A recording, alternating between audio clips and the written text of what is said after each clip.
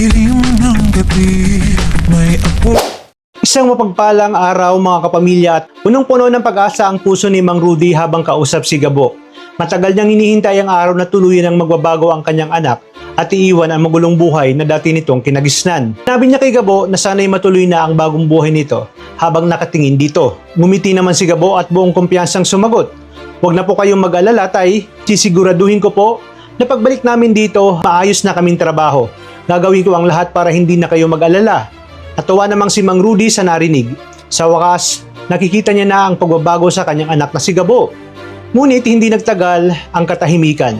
Habang abala si Gabo at ang kanyang mga kaibigan sa kanilang online selling, masaya silang nakikipagkulitan sa kanilang manonood. Tawanan at biroan ang namamayani sa kanilang live stream hanggang sa may isang komento na nakakuha ng atensyon ni Gabo. "Mga sang ganun lang naman kayo at wala kayong mararating." Biglang nag-iba ang ekspresyon ni Gabo. Una ibinaliwala niya ito. Sunod na ang pang-iinsulto ang kanyang mabasa, hindi na niya napigilan ang kanyang sarili.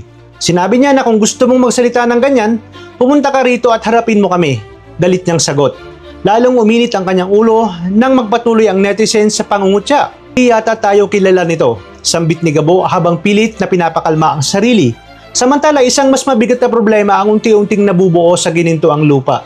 Dumating si Ricardo kasama ang kanyang mga tauhan at agad nagtipon ang mga residente. Sa harap ng lahat, buong yabang niyang ipinahayag na siya na ang bagong may-ari ng lupaing kanilang tinitirikan. Parang binuhusan ng malamig na tubig ang buong komunidad. Tinginan ng mga residente habang unti-unting nababalot ng takot at galit, ngunit hindi pa roon natatapos si Ricardo. Pang niyang sinabi na panahon na para lisanin ng mga tao ang lugar dahil pag-aari na niya ito. Nagingit-ngit ang marami sa kanilang narinig at habang tumitindi ang tensyon, tila isa na namang malaking kaguluhan ang malapit ng sumabog sa ginintoang lupa.